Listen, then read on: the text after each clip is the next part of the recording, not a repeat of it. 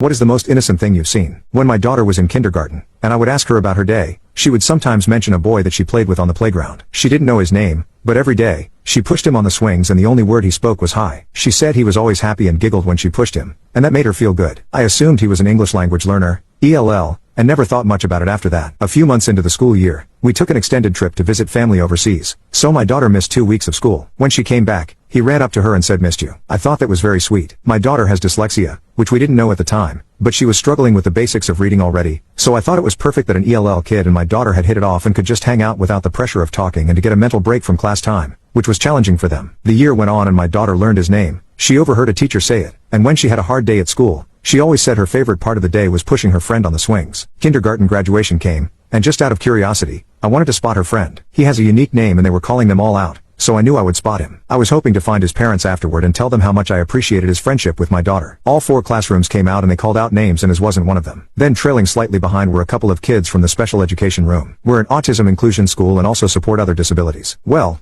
the last kid to come in was him. Just like my daughter described, he had a huge smile. He also had a lot of disabilities, physical and intellectual. He wasn't ELL. Rather, he was mostly nonverbal. She found him after the ceremony and they said hi, but his aide walked him out and it didn't seem as though his parents had made the ceremony. The next year in first grade, my daughter was sad that he wasn't at recess with her anymore. She saw him occasionally across the play yard, but he had to take recess with the kindergartners. I probed her a bit about him and asked if he was different than the other kids. She said, yeah, he's not very good at talking. That was all she could come up with. To her, he was simply her friend. None of the rest mattered. I wish she could stay this innocent forever.